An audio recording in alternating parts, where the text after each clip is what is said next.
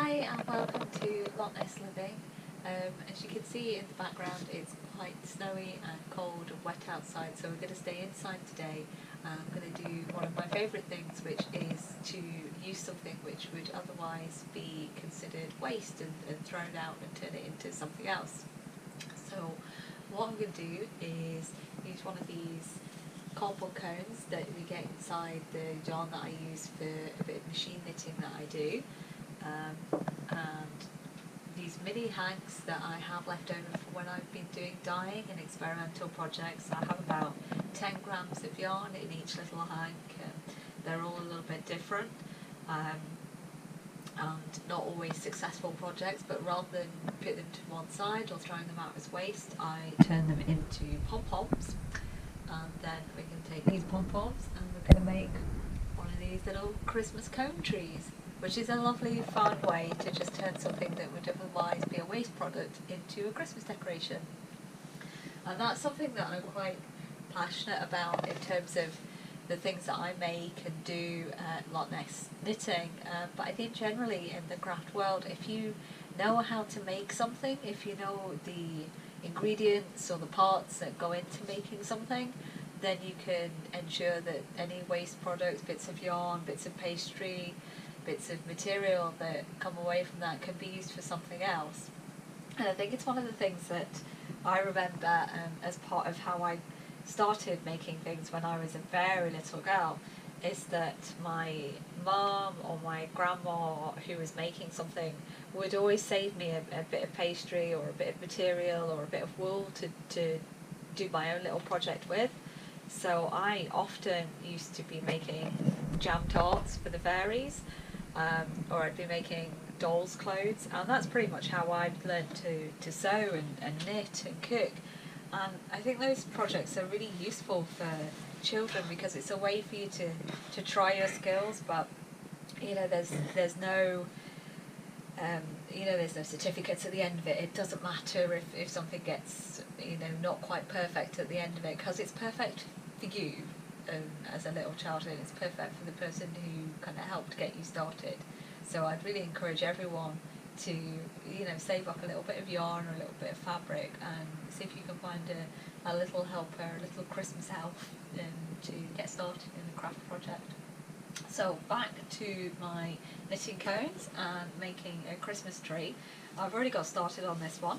What I'm doing is just using my glue gun to put a little blob, a couple of little blobs around the cone, and I'm just winding quite quickly because the glue dries quite quickly. So I'm just winding, and that's going to fix it on. And if you don't fix it in some way, the yarn will kind of slip up and down because the cones are kind of narrower at the top end. So you do have to fix it, otherwise the yarn will slide straight off. But you can see, it's a really quick thing to do. Nice, easy result. I was dyeing lots of green at the moment, which is why I've got enough green to do this, because I was doing I was trying to find the perfect shade of Nessie green actually for the yarn that will be on sale in the new year and going into the spring. So I was doing blues and greens, but if you can tell me what colour Nessie is to make sure that I've got the perfect shade of yarn to match her, then that would be useful to know. I think that Nessie might be any of these shades of green that I was dyeing. I'm just going super quick. Round and round.